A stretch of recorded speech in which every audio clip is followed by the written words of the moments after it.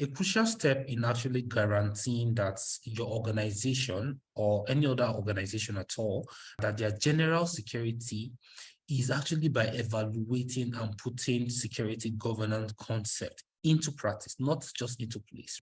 You need to put it into practice. The management and direction of security-related operations across an organization, that's what is being referred to as security governance. The security function must actually be in line with your organization business strategy.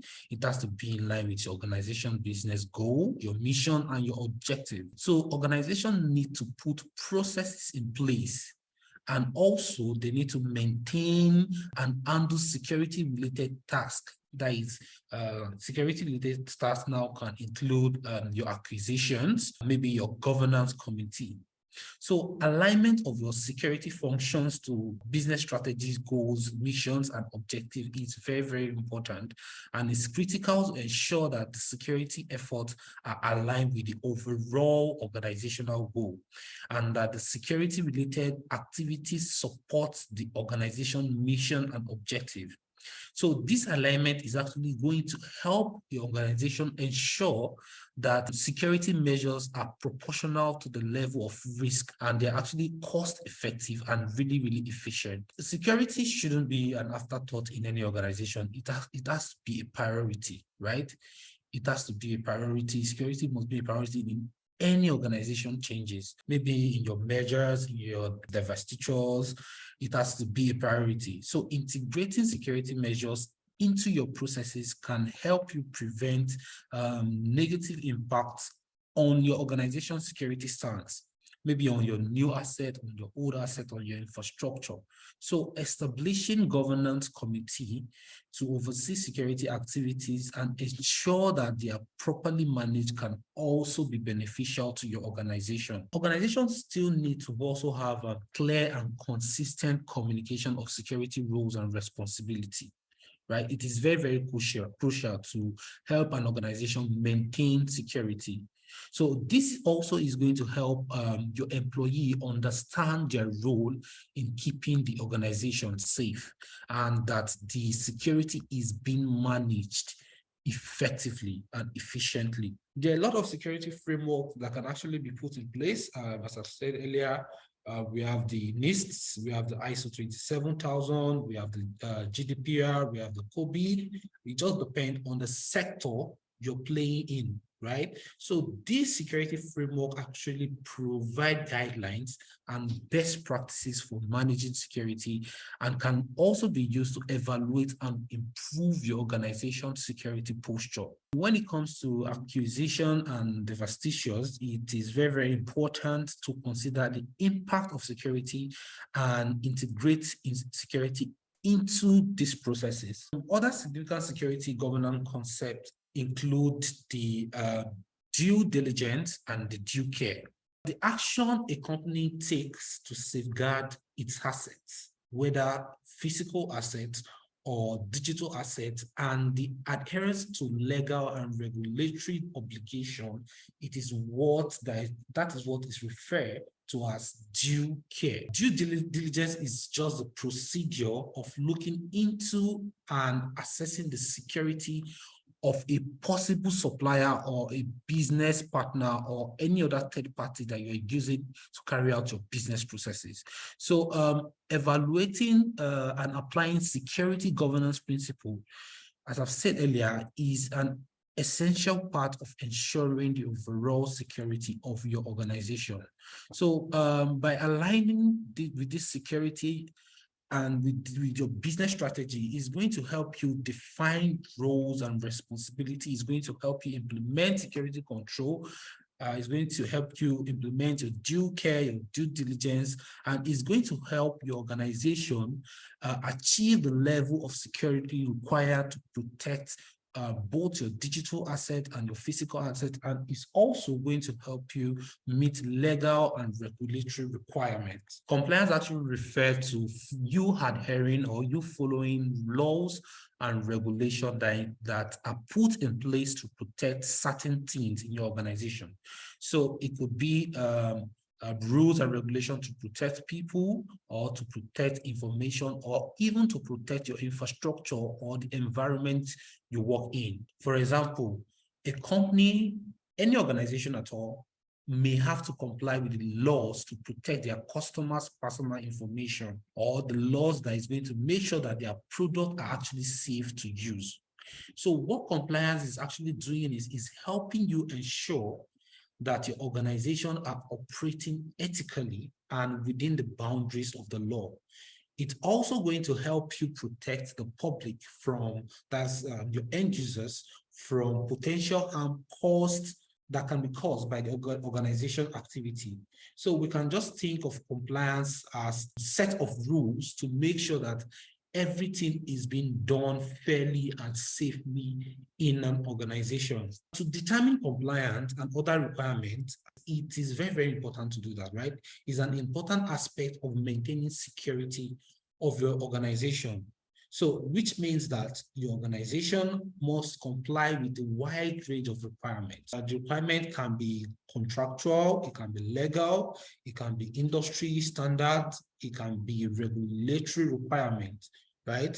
So in order to protect the organization assets and to maintain trust, you have to ensure compliance. We actually have different types of compliance. Regulatory compliance actually refers to the law and regulation that is being put in place by the government agencies to protect the people in your organization or your end users, to protect your information or the environment you work in. Those kind of compliance and those kind of regulatory bodies can be the GDPR, it can be the NDPR, it can be the ISO 27001, it can be the PCI DSS, it can be the HIPAA, and also it can be any other regulatory body. So it just depends in the sector you are operating in. So that's for the regulatory compliance. So for regulatory compliance, it is very, very important for an organization to comply with those regulations. So we have the second one,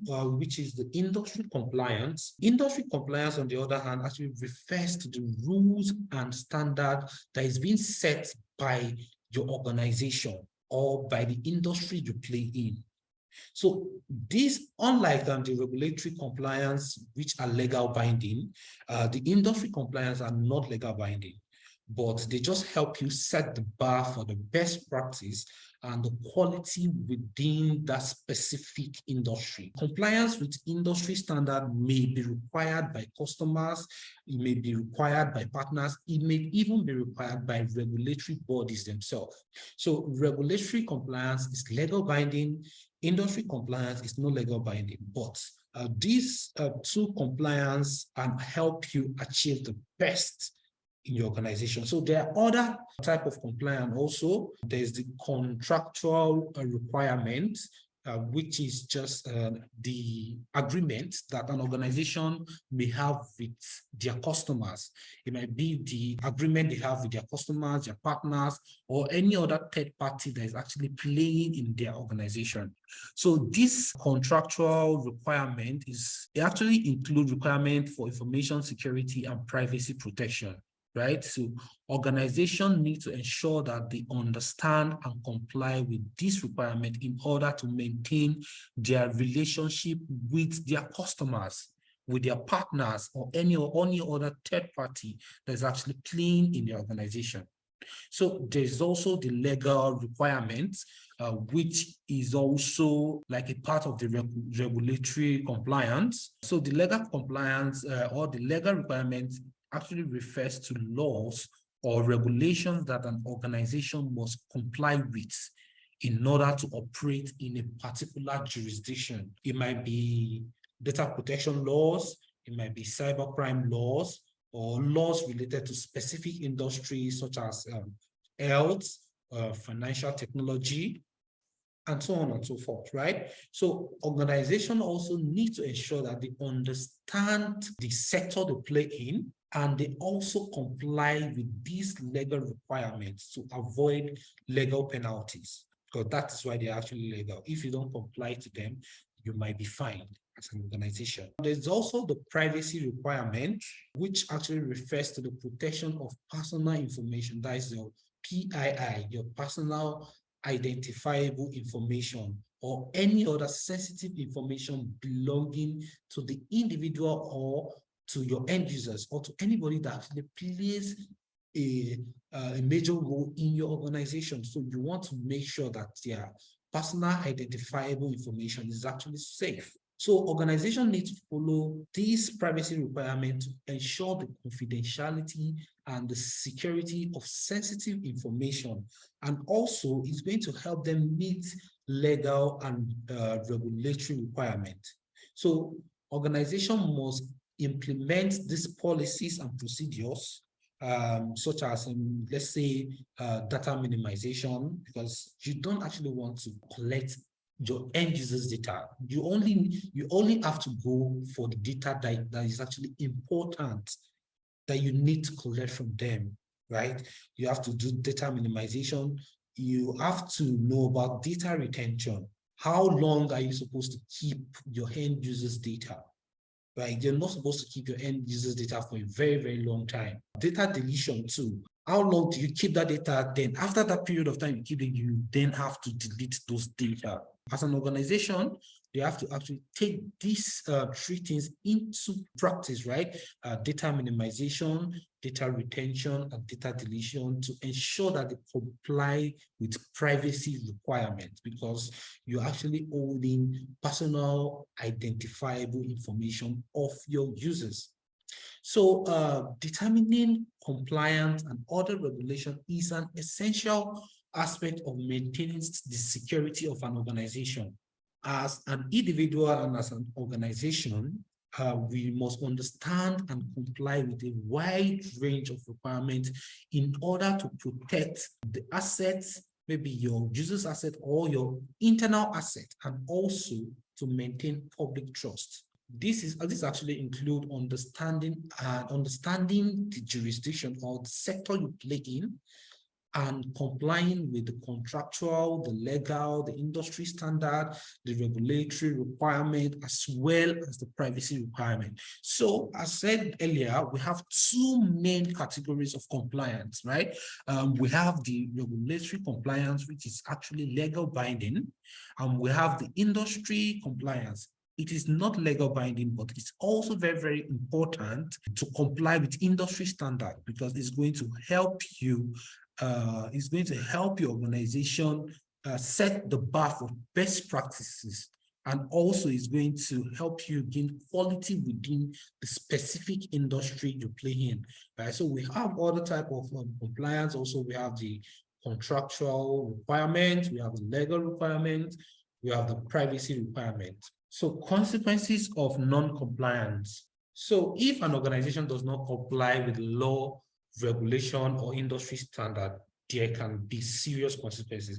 The government or the industry group may issue a fine for not following their rules and regulation. So this can be costly for the company, and also it can damage your reputation. So another potential consequences is actually legal action, where the company or organization may face a lawsuit for not complying with laws and regulation. Additionally, non-compliance can also lead to damage to the company's reputation and loss of business. For example, let's say if a company is found not to be following data privacy law, customers may lose their trust in that company, and they will choose to carry their business to another company that is actually complying to those regulations. In general, non-compliance can lead to negative impacts on the organization. Not following the rules can lead to fine, can lead to legal troubles, it can lead to loss of customers, reputational damage for the company, and also it can lead to negative impact on society and the environment they play in. Achieving compliance with control. So apart from compliance body, you can also achieve compliance with control, right? Compliance can be achieved by implementing security controls. So controls are just measures you put in place to ensure that your company is following the laws and regulation that is being put in place by your company, right? So these controls can take in different forms, depend on the specific compliance requirements that you need in your organization. For example, you could need access controls, which is going to make sure that only authorized personnel can access sensitive data, such as, let's say, customer data, let's say financial records. It can be EMR, that is electronic medical record. So you can also use auditing and monitoring, right?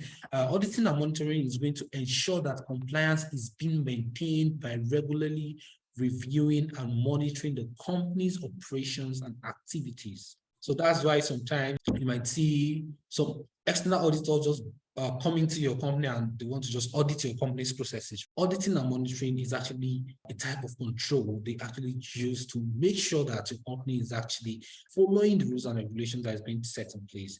So we can also use policies and procedures. So policies and procedures are written guidelines that is going to help you outline how the company will comply with specific laws and regulations. For example, a company might have a policy in place to ensure that all customers' data is handled in compliance with data privacy regulation. There's also training and education, which is very, very important.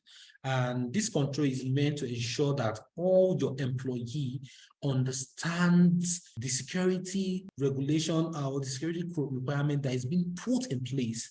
And they can also apply these laws, these requirements, this regulation to their roles and their responsibilities. So there's also the compliance reporting. The compliance reporting is going to help ensure that the company is reporting to the appropriate regulatory bodies. Like, let's say for health now, you have to report to IPA.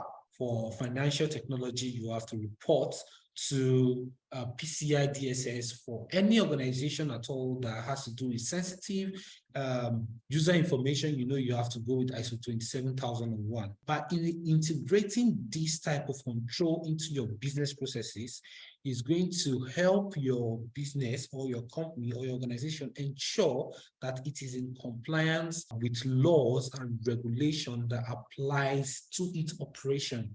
All right, so we're going to talk about law and information security. So one of the main challenges in enforcing information security law is attributing an attack to a specific party, right? Because when cyber attack can actually happen from anywhere in the world, right? An attacker can use sophisticated technique to conceal their identity and their location. This particular technique is usually make it very, very difficult for law enforcement agencies or for cybersecurity firms to actually identify the responsible party and take required legal action against them. So another challenge is in this situation is assessing the damage that results from a cyber attack. So because the impact of a cyber attack can be far-reaching, and it can even include financial loss, reputational damage, loss of sensitive information. It could have long effects on an organization. It could compromise the future operation or the loss of the future business opportunities that an organization might have. So the exact scope of the damage can be really, really difficult to determine. To address these challenges, organizations need to work closely with law enforcement agency and cybersecurity experts to investigate and respond to cyber attacks. So they should implement robust security measures, right? One, security measures is not enough. Two is not enough, because I work in offensive security and I know that every single day we try to look for ways to bypass security mechanism that's been put in place. And this, we are not actually doing it because we want to create an havoc to an organization or to make an organization defenseless. No.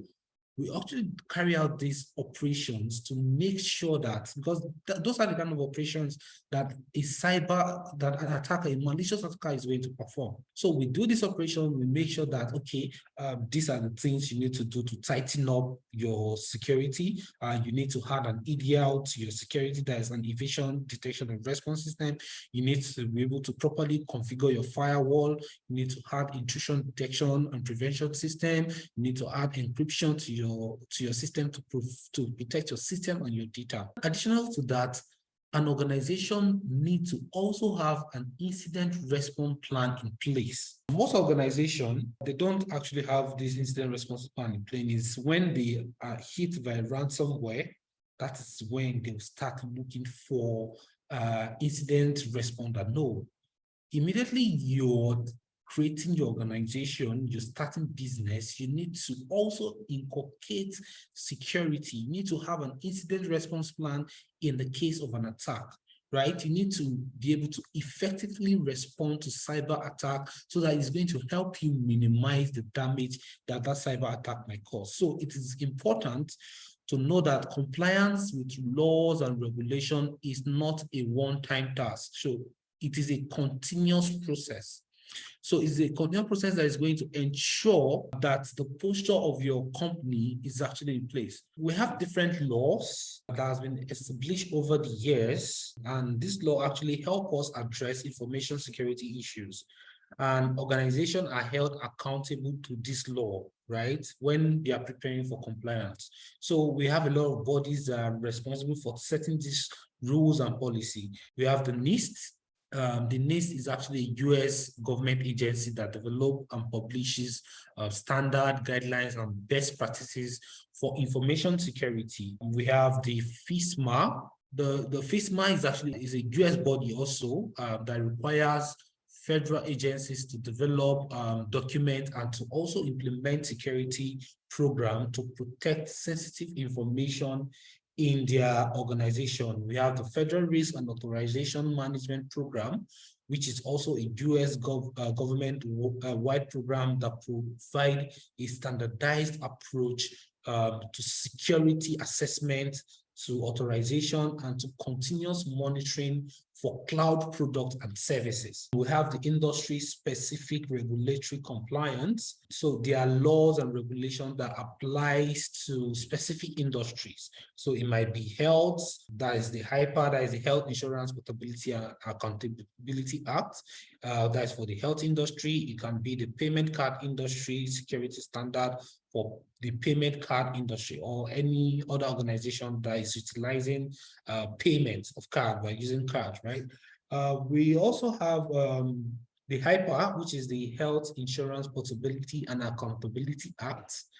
This is also a US law body, regulatory body that regulates the use and disclosure of protected health information. That is your EMR, so electronic medical record. We also have the Sarbanes-Oxley Act, is also a US law that requires publicly traded company to maintain internal controls and financial reporting processes to prevent fraud. We have the Gramm-Leach-Bliley Act. This is a federal law in the United States also.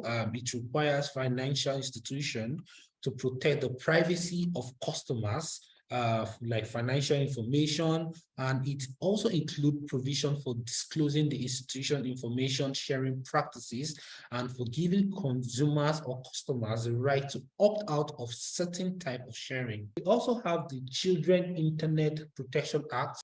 This is actually a federal law that requires that schools and library needs to use the internet in a secure way, right? You need to use internet filter to block access to certain types of websites and other online content in order to protect children from harmful online materials. The NIST cybersecurity framework is a widely adopted framework. I think most organizations actually use the NIST framework, right? It's actually used for managing cybersecurity risk. The framework is designed to help organizations of all sizes. So it might be medium, it might be small, it might be large, and it helps them improve the cybersecurity posture. So the NIST CSF3 is actually the third version of the NIST cybersecurity framework, and which is the most recent version. And it is actually divided into 5 core functions, right? Well, it's divided into 5 core functions, which is the identify, the protect, the detect, the respond, and recover. So I'm going to explain each of these functions. So in the identify, these functions actually help focus on understanding the organization's cybersecurity risk. Your risk can include your assets, You can include the people in your organization. You can include the vulnerabilities on your application, whether external facing application or internal facing application. You can include the threats, right? Maybe natural disaster, or maybe inside out threat, or maybe disgruntled employee. And it also focuses on the impact of this vulnerability and threat on your organization. So whenever you're identifying, it include activities such as risk assessment. You're trying to know the kind of risk that your organization might be facing, right? It also includes threat intelligence, right? Threat intelligence is just a way of gathering threats, right? Understanding the kind of threats that your organization might face, and also business impact analysis. If your organization is being hit by a particular, let's say, a particular attack, what is the impact analysis of that particular vulnerability, or that particular action, or that particular data breach? So when you're carrying out identification, these are the activities you need to do. You need to do your risk assessment, you need to do threat intelligence, and your business impact analysis. Then the second one is to protect. The protect function actually aims to prevent or reduce the likelihood of a successful cyber attack by implementing security controls and other measures to protect your organization's assets. It also has to do with incident response, right, and security awareness training for your employees. So we have the third one. The third one is detect.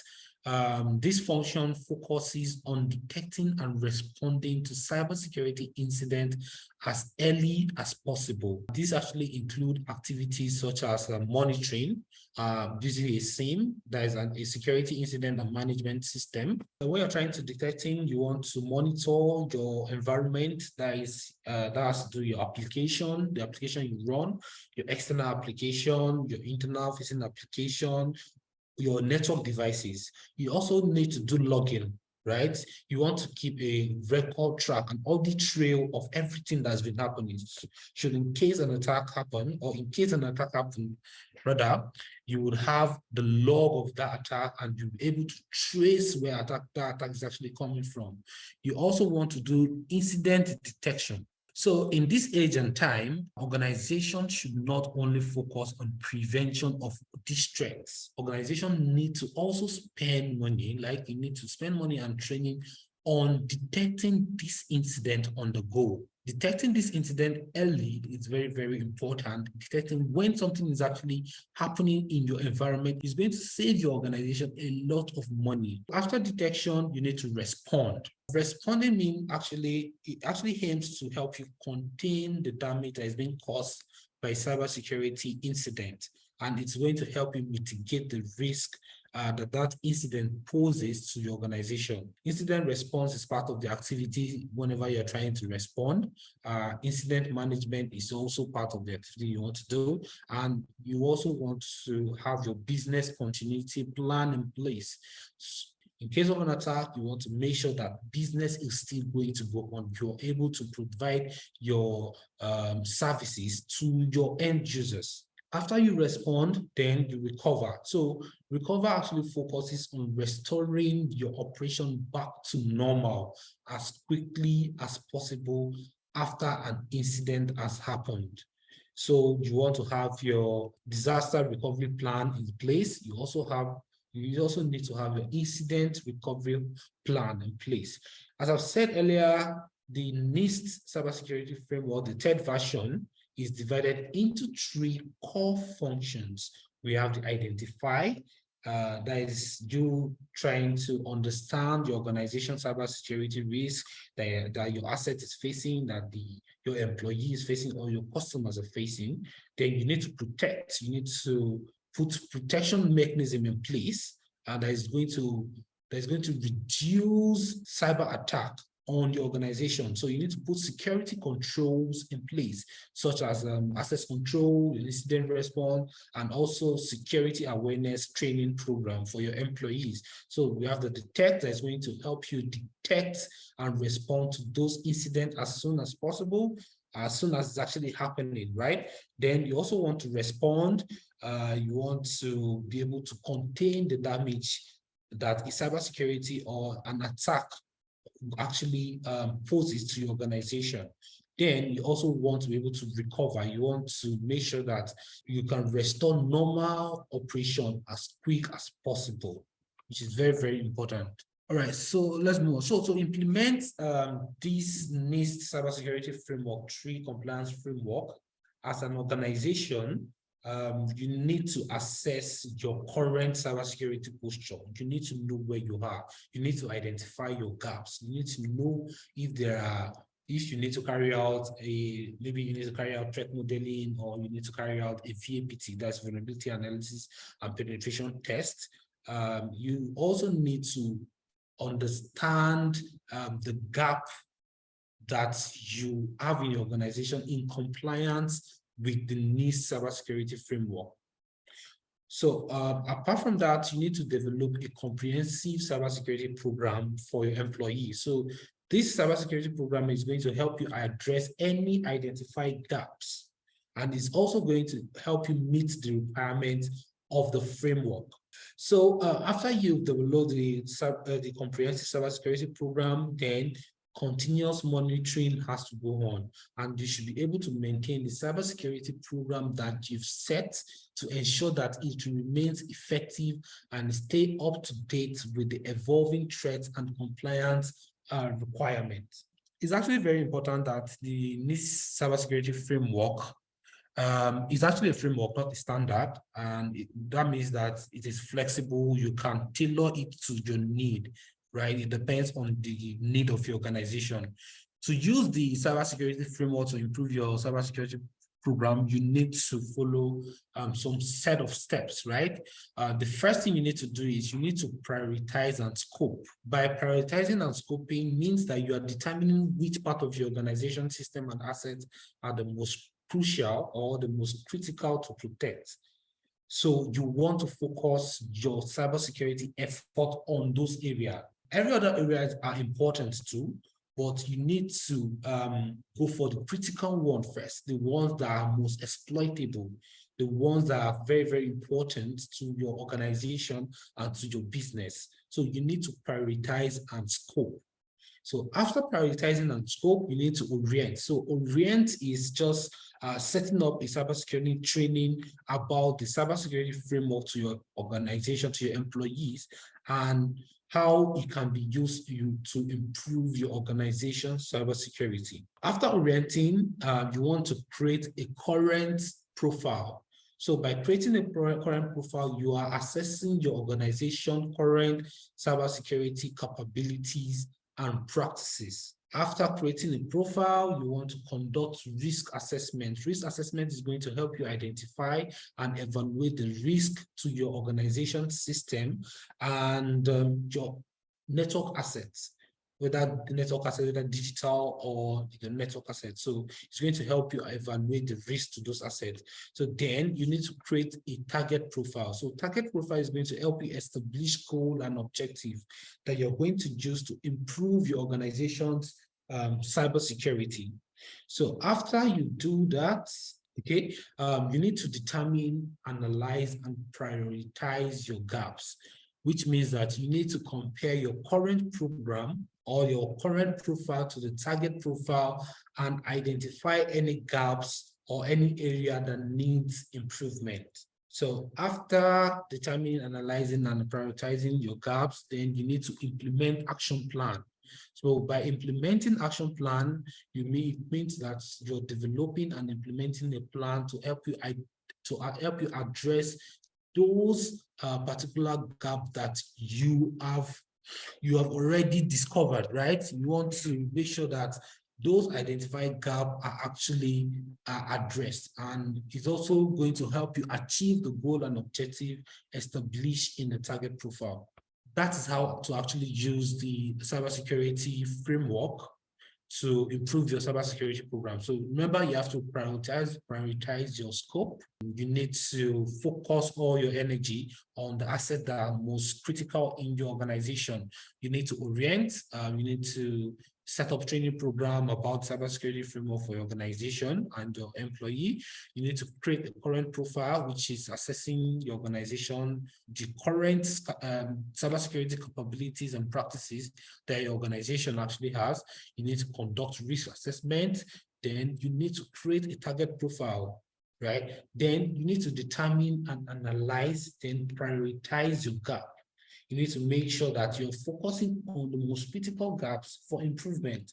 Then you need to implement an action plan, which is going to help you address the identified gaps and achieve the goal and objective established by the target profile. Security benefits of the NIST cybersecurity framework. So the NIST cybersecurity framework actually has a lot of benefits. It's going to help you improve your risk management, right? Because the cybersecurity framework is actually flexible, it's going to help you provide a structured approach for identifying and evaluating cybersecurity risk, which is going to make your organization more informed about the decision you need to make to protect your network asset or your physical asset or your systems. The benefits of this framework is also going to help you better align with industry standard.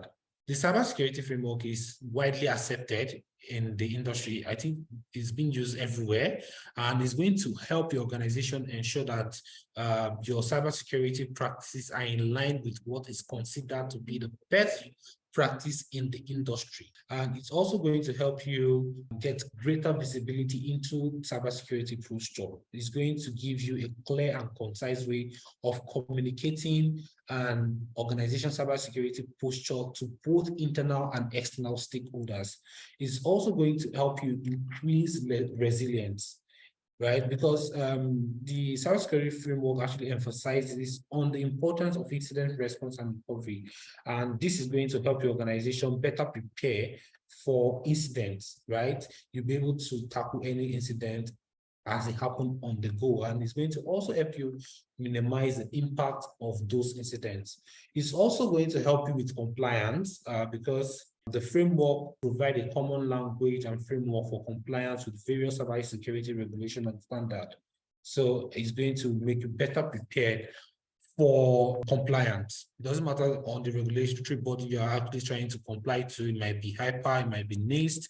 The NIST framework is going to help you achieve compliance as soon as possible. The NIST cybersecurity framework use case. So in healthcare, the NIST cybersecurity framework can be used to protect EMRs, that is electronic medical records, patient data, and it's going to help you. It's going to ensure that compliance with regulations such as HIPAA is actually achieved, right?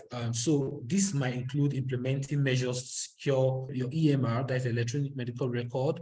It's going to help in controlling access to sensitive information, and it's also going to help you regularly assessing and updating security control.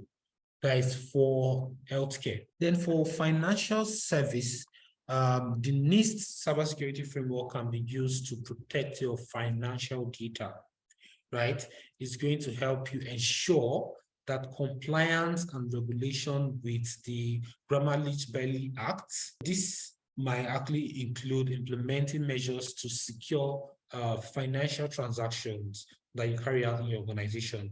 It's going to help you control access to definitely sensitive information too, and also is going to help you regularly assess and update the security controls. There are other implementation of the NIST cybersecurity framework. In addition to healthcare and the financial sector, you can use the framework in other industries. You can use it in energy. It's going to help you protect critical infrastructure. Let's say it's your power plant or your transmission system. You can use it in retail to protect customer data and financial information, and as well as secure point of sale, secure point of sale system and other technology that is being used in retail operation. So you can also use it in government. You can use it in federal, state, or local level to protect sensitive information or critical infrastructure that is being set up by the government. You can also use it in manufacturing. It's going to help you protect industrial control system, that is ICS, and other technology used in manufacturing operations. And it's also going to help you secure intellectual properties and other sensitive information that is being used or that is being collected by manufacturing industry. You can also use in transport sector, which is going to help you protect systems such as your airlines, your train, the shipping companies. Is going to help you secure the technology used in transporting operations. So you can also use NIST in telecommunication. So as we said, it's actually flexible. You can use it anywhere. You can use it in telecommunication to protect network and other telecommunication operations, and as well as also to secure sensitive information and to help you protect critical data. So we have the NIST 853. This NIST framework is actually a security control standard and guideline that is being published by the NIST, that is the National Institute of Standard and Technology. So this framework provides a comprehensive set of security control for federal information systems. So the standard is actually designed to help organizations protect their information system and the sensitive information they process, right? Any sensitive information they store and they transmit. NIST 800-53 provide a framework of security controls that organization can use to protect or secure their system. You can use it to secure your network and your data too. It actually includes a set of security control that covers 17 different categories, right? We have the access control, incident response, your system, and your communication, protection, and others too. So each categories include a set of security control that organization can implement to address the specific risk. So this standard is actually organized into 3 classes of controls. We have the basic control. The basic control is actually recommended for all systems. We have the hybrid control. When you're using the hybrid security control, you can actually choose risk controls to implement. Then we have the derived control. The derived control is actually tailored to control that meets specific organizational or system need. As I've said earlier, the NIST 800-53 is adopted by government agencies and organizations that handle sensitive information, and is also a popular framework for compliance with regulation like the IPAR, the PCI DSS, and the FISMA. When Morenikeji takes you on compliance and security control frameworks, is going to elaborate on this more. Okay, we also have another framework, which is the NIST 800-157. Just like the 853 is actually a security framework. It can be used to protect information system. It is going to help you provide a comprehensive framework for securing your information system and also ensuring confidentiality, integrity, and availability of the information that your organization actually process. So apart from these 2 frameworks, you can also customize your own framework. A custom framework are just a set of customized guidelines, customized rules and procedure that is being developed and tailored to your specific need, to the specific need and requirement of your organization. Unlike the standard framework, which are widely adopted and used by many organizations, a custom framework is designed and implemented specifically for your organization. So you need to understand the organization and come up with this custom framework. Custom framework can actually be created for different purposes. You can create it for cybersecurity. So that is for organization that wants to develop their own security framework, all their security control and guidelines to protect the information of their users or their internal information, and also the infrastructure they run their application on, right? You can use it in software development. It's going to help you guide the development process and management of the software project. You can use your custom framework in your business operations, which is going to help you guide the management of your business operation and your business processes. So custom framework is very beneficial because they can actually be tailored to your specific needs, and they can also be adapted as the organization needs changes. So immediately your organization need changes, you can change them to adapt to your organization's need. However, the custom framework actually may require more resources to develop and maintain compared to the standard framework, because you're actually trying to tailor it to your own needs. How to determine compliance requirements. When you're trying to determine compliance requirements in cybersecurity, it actually involves identifying and understanding laws, right? You need to understand laws, you need to understand regulations, you need to understand industry standard that applies to your organization. And there are few steps you can actually use to determine your compliance requirements. The first thing you want to do is you want to identify the laws and regulations that apply to your organization, right? So it depends on this in the sector your organization is actually playing in. So this law may include the GDPR, that is General Data Protection Regulation, for organizations that handles personal data or personal identifiable information, that is the PII, or it might be the HIPAA, that is the Health Insurance Portability and Accountability Act, that is for organization in the healthcare industry that handles electronic medical record or paper record. So you also need to understand the specific requirement for each laws or for each regulation. So this is going to involve reading the text of the law or regulation and interpreting how it applies to your organization.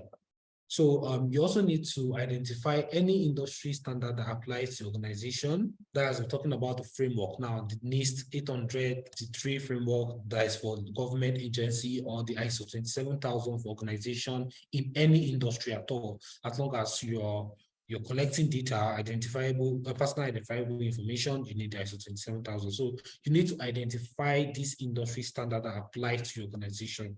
So after doing that, you need to evaluate your current cybersecurity controls and procedure to see that, and to ascertain if they actually align with the requirements of these laws and regulations and industry standard that you have actually identified. You need to make sure that your control framework are actually in line with this industry standard. You also need to implement additional security and procedure as needed to bring your organization into compliance with the relevant law, regulation, and industry standard, right? Then you need to continuously monitor and review your cybersecurity control and procedure to make sure that they remain in compliance with the applicable law, regulation, and industry standards. So it is very important to know that compliance is an ongoing process. It's not a one-time event, right? Because you might need to go back to review them. So organization must continually monitor and assess their compliance status and make sure that update is done whenever there's a new update on those laws and requirements. That's why you need to stay current with any changes to those law and regulation and industry standards. Risk terminology and concept in cybersecurity is any resource or item that has value to an organization. You are an asset to your organization because you have value to your organization. So asset can be data, it can be people, it can be hardware, it can be software. It can be confidential information such as financial data, personal information, or trade secrets. It can be your employees. It can be IT system, such as your workstation, the laptop. It can be your servers. It can be your network devices. It can be your software application or your databases. So those are assets in an organization.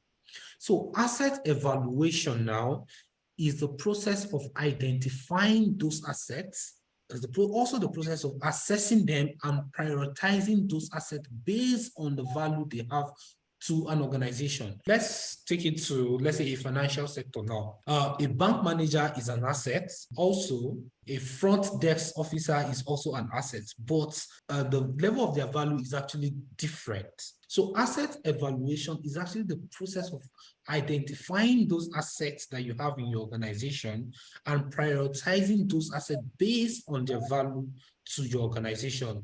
And asset evaluation actually helps organizations understand which assets are the most critical to their operation and which assets should be given the highest level of protection. During an evaluation process, organization may actually consider factors such as the value of the asset to the organization, the impact on the organization if the asset is compromised, and also the likelihood of the assets being targeted by attackers. For example, during business email compromise, most attackers go for the CISOs and the chief security officer, the CEOs, the chief executive. In fact, let me just say the C-level officers, right? The chief financial officers. So asset evaluation is going to help you identify the critical assets you have in your organization. That those are the critical information, your trade secret, your EMRs, your IT systems, your workstation, your laptops, your web application, your network devices, and it's going to help you value those assets. Then it is also going to help you identify the impact on the organization if those assets is actually compromised. And it's going to also help you identify the likelihood of those assets being targeted by attackers. Threat is just a potential danger or a potential risk that could harm an organization. So a threat can be a person that is going to exploit a vulnerability. Let's say, for instance, your organization does not have any security mechanism to check anybody that comes into the organization. That means that anybody can come into the organization and maybe pick something and go. So that is a threat, right? So a threat might be SQL injection that I said earlier in your web application that is going to allow an attacker dump or retrieve your critical information that is being stored in your database. That is also a threat. Threats can also be hacking. It can be malware and phishing, right? It can be natural disaster, it can be flood, it can be earthquake, it can be tsunami. It can also come in human error, such as accidental data deletion or data loss. It can also be unauthorized access to sensitive information. So threats are potential occurrence that may cause undesirable or unwanted outcome for organization for a specific asset. So that is a threat. Risk assessment is the process of evaluating the potential risk in your organization or the potential risk to your organization's assets, to those assets we spoke about, maybe your data, your system, and your infrastructure. So the goal of risk assessment is actually to help you identify and prioritize potential risks so that the organization can develop strong strategies that is going to help you mitigate or eliminate those risks. So whenever you are trying to create a risk assessment program, you need to carry out different activities. The first thing you need to do is you need to identify those assets, right? You need to identify those critical assets in your organization. Those are the data, the system, the infrastructure, the people, your employee that we spoke about. Then you also need to identify the kind of threat that they may face, those assets may face, right? So the threat can be maybe phishing emails, it can be cyber attack, it can be natural disaster or human error. So after identifying threats, you need to evaluate your risk. In risk evaluation, it involves comparing the likelihood and the impact of the identified risk to establish criteria. So the criteria can be maybe your tolerance level, or to determine which risks are the most significant and require immediate attention. Then you need to select the treatment option, right? So selecting your treatment option actually involves developing and implementing strategies for treating those identified risks. So it can be in form of implementing security controls. It can be in the form of transferring of risk or accepting of risk, right? Then you need to review and update, right? You need to regularly review the risk and also look for mitigation strategies to ensure that they are effective, and also you can adapt them as needed.